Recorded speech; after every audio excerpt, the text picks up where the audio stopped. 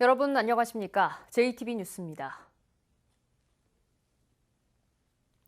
발암물질인 페놀과 비소가 검출된 완주군 비봉면의 폐기물 매립장이 감사원 감사를 받을 수도 있게 됐습니다. 완주군의회가 폐기물 업체는 물론 완주군의 행정에도 큰 문제가 있다면서 감사원에 공익감사를 청구했습니다. 첫 소식 오정현 기자입니다. 하수찌꺼기로 만든 고화 처리물은 다량으로 매립할 수 없지만 이걸 수십만 톤 불법 매립한 완주 비봉 폐석산입니다. 완주군이 업체의 불법 매립을 묵인한 것으로 드러났는데 허가 과정에서 꼼수를 부린 정황이 새롭게 확인됐습니다. 매립장 부지 면적을 5만 제곱미터로 계획했다가 29,900제곱미터로 줄여서 신고한 겁니다. 까다로운 허가 절차를 피해가려 했다는 의심을 사고 있습니다. 3만 평방미터가 넘어가면 산림청이 허가를 받아야 됩니다. 근데 그런 부분을 또 전라북도 협의도 해야 하고 하던 복잡한 과정이 있기 때문에 우리 동료 의원들의 조사특위에서도 이런 부분에서 이해가 되지 않는다. 오염물질이 새고 있는 걸 알면서 별다른 조치를 안 한 것도 의문입니다. 원상복구 명령과 함께 허가 취소를 사항이거든요, 이 사항이. 근데 그 어떻게 된 영문인지 계속 진행되어 온 부분이 좀 의심스러운 부분이 있었고. 완주군 의회가 완주군 행정에 이런 의혹을 확인해달라며 감사원에 공익감사를 청구했습니다. 완주군 내 폐기물 매립장 운영과 관련한 위법 사항과 책임 소재를 명확히 밝히고 관련자를 처벌하여 진상을 규명하는 일이다. 폐기물 관리법 위반 등의 혐의로 매립장 대표를 조사하고 있는 경찰은 완주군으로부터 자료를 제출받아 분석 중입니다. 경찰의 수사가 완주군 공무원으로도 확대될지 관심을 끌고 있습니다. JTB 뉴스 오정현입니다. 소금 가공기계를 만들겠다며 받은 국고보조금 수억 원을 가로챈 일당이 해경에 붙잡혔습니다. 견적서를 부풀려 보조금을 타낸 것도 모자라 거짓말로 수의계약까지 맺었습니다.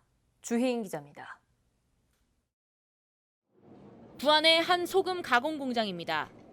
이곳의 대표 61살 배모 씨와 기계 시공업체 대표 54살 최모 씨는 소금 가공식품을 제조하는 설비를 만들겠다며 지난 2016년 해양수산부와 부안군에서 보조금 5억 3천만 원을 받았습니다. 하지만 이들이 실제로 기계를 만드는 데 쓴 돈은 2억 원 남짓. 나머지는 기계 설치와 상관없는 공장 건축과 개인의 생활비로 사용했습니다. 이들이 거짓말로 부안군과 수의 계약을 맺은 사실도 드러났습니다. 소금 가공 설비를 만들 수 있는 유일한 업체고 관련 특허도 있다고 속여 공사를 따냈지만 담당 공무원들은 아무 확인도 하지 않았습니다. 그 기계 설비는 어느 누구나 다 만들 수가 있었고요. 그 특허는 그 기계 설비하고 관련이 없는 특허였습니다. 그렇기 때문에 공무원들이 정확한 실태 조사가 이루어지지 않았고 내부 검토가 전혀 없는 것으로 수사 확인되었습니다. 부안군은 특허 부분에 대해서는 뚜렷한 근거 없이 판단을 내렸다고 해명합니다. 이걸 어떻게 증명을 하냐. 그렇게 물어보면 이쪽에서는 이제 답변을 할 게 없는 거예요. 말하자면 판단이거든요. 그냥. 해경은 공장 대표와 시공업체 대표를 사기 혐의 등으로 담당 공무원 2명은 계약 과정에서 특혜를 준 혐의로 입건해 검찰에 송치했습니다. JTB 뉴스 주혜인입니다. 화력발전소 등에 공급되는 수입목재 펠릿이 군산항을 통해 들어오고 있습니다. 이 가운데 환경오염 물질을 배출하는 불량 펠릿이 5,000톤 넘게 적발된 사실이 드러나면서 우려가 커지고 있습니다. 김진형 기자입니다. 군산항을 통해 지난해 수입된 목재 펠릿은 70만 톤가량인 것으로 추산됩니다. 산림청과 관세청이 지난해 중금속 함유량 등 수입 목재 펠릿의 적격 여부를 조사한 결과 1,000톤이 부적격 판정을 받았습니다. 올해도 지난달까지 5,500톤의 불량 펠릿이 적발됐습니다. 부적격 판정을 받았던 게 3건이었고요. 3건에 대해서 다시 재검을 했었어요. 그래서 확정이 된 건이 1건입니다. 수입된 목재 펠릿은 화력발전소 등의 연료로 공급됩니다. 그러나 불량 목재 펠릿을 사용할 경우 건강에 유해한 환경오염 물질이 대기 중으로 배출될 수 있습니다. 지난 2017년 광양항을 통해 수입된 목재 펠릿에서 발암물질인 비소가 검출되기도 했습니다. 오염된 나무로 목재 펠릿을 만들었기 때문입니다. 정부도 직접 시료를 채취해 적법성 여부를 따지는 등 관리 감독을 강화하고 있습니다. 하지만 수입된 모든 목재 펠릿이 검사 대상이 아니다 보니 여전히 불량 목재 펠릿이 반입될 수 있습니다. 이제 샘플링을 몇 퍼센트 하고 이런 게 다 있는데 퍼센테이지를 늘려서 좀 하자. 지금 이렇게 협의를 좀 하고 있는 겁니다. 또 검사 항목이 적어 유해성을 판단하기에 부족하다는 지적도 나옵니다.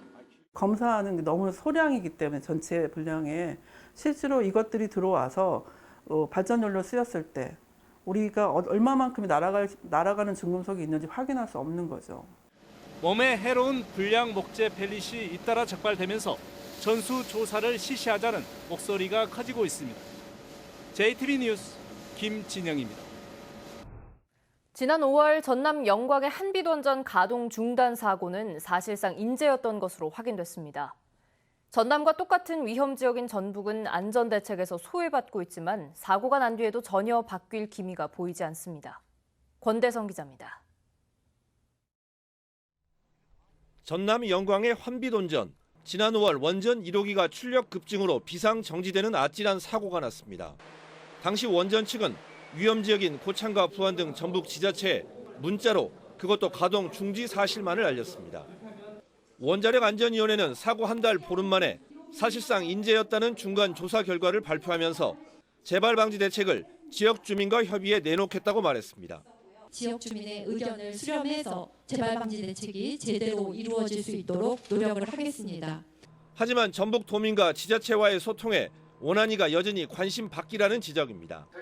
당장 전라북도는 물론 부안군에도 직접적으로 협의 요청을 하지 않았습니다.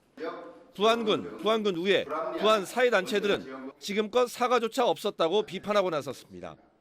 한빛원전 비상계획구역 내에 포함되어 있는 지자체 주민마저도 무시하고 있는 원자력 안전위원회의 처사에 대해 부안 군민은 깊은 실망감을 이번 사고를 계기로 원전 소재지가 아닌 고창과 부안에서는 방제 예산과 지원금을 한 푼도 못 받는 불균형을 서둘러 바로잡자는 목소리도 계속되고 있습니다. 하지만 원안위는 묵묵부답입니다. 방사선 비상계획구역을 30km로 확대만 해놓고 별다른 조치가 없었습니다. 그래서 우리는 계속 개선을 요구했는데도 지금까지 별다른 반응이 없는 상황입니다. 원전의 위험만 떠안고 있는 전북 도민과 지자체의 반발이 갈수록 커지고 있습니다. JTB 뉴스 권대성입니다. 전북 경제의 미래가 밝지 않은 상황에서 2년 연속 국가 예산 7조 원 확보가 과제로 떠올랐습니다. 전북 국회의원들이 올 연말까지 부족한 분야의 예산을 얼마나 확보하느냐가 관건입니다. 보도에 송창용 기자입니다. 현재 전라북도가 확보한 내년도 국가 예산은 6조 3천억 원입니다. 2년 연속 국가 예산 7조 원을 확보하려면 아직 갈 길이 멀어 보입니다. 전라북도와 전북 국회의원들의 예산정책협의회에선 부족한 분야의 예산이 거론됐습니다. 중부자동차 수출복합단지 조성비와 새만금 산업단지의 임대용지 매입비 반영, 그리고 국립완주문화재연구소 건립비 등이 시급합니다.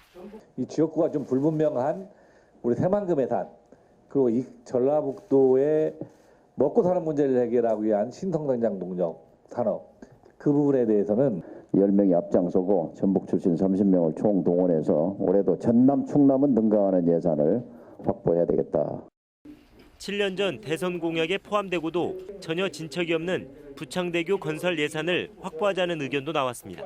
고창 선운사 대소사의 관광 활성화를 위해서도 요거에 한 6천억 들어가는 게 지금 제일 짧은 거리는 2,500억밖에 안 들어가는 걸로 이렇게 왔거든요. 그래서 이 내용을 예산 확보와 함께 풀어야 할 현안도 많습니다.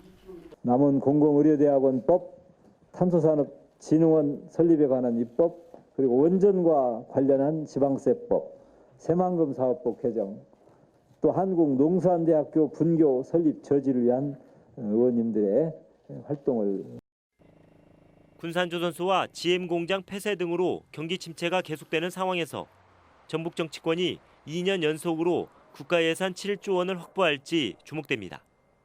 JTB 뉴스 송창용입니다.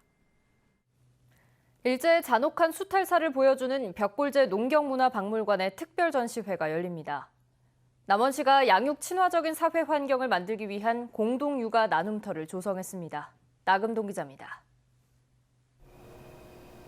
일제의 수탈사를 재조명하는 김제 벽골제 농경문화박물관의 20주년 기념 특별전시회가 다음 달 말까지 열립니다. 이번 전시는 일제의 군국주의와 대한민국 임시정부 등 8개의 주제로 열립니다. 김제로 대표되는 전 조선의 수탈이 어떻게 이루어졌는지에 대한 과정을 다루고 그리고 빛나는 대한민국의 임시정부 독립운동사가 다루어지고 있습니다. 남원시가 부모의 양육 부담을 덜어주기 위해 다음 달 초 노암동에 공동육아 나눔터 1호를 엽니다. 육아 나눔터에는 수유실과 학습실, 활동실 등이 들어서 아이와 부모가 모두 이용할 수 있습니다. 앞으로도 아이 낳고 키우기 좋은 환경을 조성하여 부모와 아이가 함께 행복한 육아 환경을 조성해 나가겠습니다. 완주군이 화산면의 100년 역사를 담은 화산별곡을 발간했습니다. 화산 면민이 함께 참여해 4년에 걸쳐 역사적 기록과 사실, 전통 문화와 지리 등 화산면 100년의 이야기를 녹여냈습니다. 운장산 자락에 위치한 진안군 운이람 반이람 계곡이 내일 개장합니다. 수천 년 전 화산 활동으로 만들어진 이 계곡은 대불바위와 같은 신비로운 기암 괴석들이 즐비해 여름 휴가의 명소로 꼽힙니다. JTB 뉴스 나금동입니다. 정부가 광주에 이어 상생형 일자리 사업 지원 지역을 3, 4분기에 선정하기로 했습니다. 기획재정부는 노사민정 상생협약을 거친 지역의 상생형 일자리 모델을 심사를 거쳐 선정한 뒤 기업 투자를 촉진하고 근로자의 정주 여건을 개선하는 종합 지원에 나서기로 했습니다. 전라도는 GM 군산공장을 인수한 명신과 새만금 전기차 단지를 활용하는 2개 모델을 신청하기로 하고 상생협약안 마련에 힘을 쏟고 있습니다. 정읍 무성서원을 포함한 한국의 서원 9곳이 오는 주말쯤 유네스코 세계유산으로 등재될 것으로 보입니다. 유네스코 세계유산위원회는 아제르바이잔에서 오는 10일까지 회의를 여는 가운데 주말쯤 한국의 서원 등재를 심사할 예정입니다.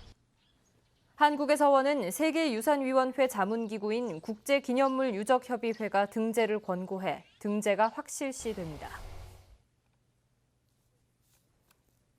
바른미래당 정운천 의원이 기자회견을 갖고 전라도교육청은 상산구의 자유령 사립고 지정 취소를 철회하라고 촉구했습니다.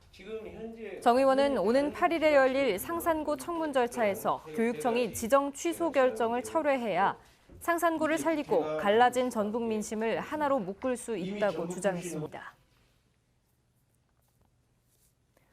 전주시 초중고 학부모 연합회는 기자회견을 열고 특권 교육의 상징인 자사고를 폐지하고 교육의 공공성을 실현하기 위해 일반고 전환을 요구했습니다. 학부모들은 자사고 재지정을 취소하려면 공교육에서도 대안이 제시돼야 한다며 학교 교육의 정상화, 교육과정의 혁신, 생활기록부 개선 등이 함께 이루어져야 교육의 본질을 되찾을 수 있다고 주장했습니다. 오전 11시를 기해 전주와 익산, 정읍, 무주, 임실에 올해 첫 폭염주의보가 내려졌습니다. 낮 동안 전주와 익산 33도, 군산과 진안도 30도까지 올라 평년 수준을 2에서 4도가량 웃돌겠습니다. 온열 질환 발생 가능성이 높은 만큼 되도록 바깥 활동을 줄이고 물을 충분히 마시는 등 건강관리에 주의가 필요합니다. 주말과 휴일에도 맑은 가운데 30도를 웃도는 무더운 날씨가 계속되겠습니다. 다음 주에는 수요일과 목요일 사이 장맛비 소식이 있습니다.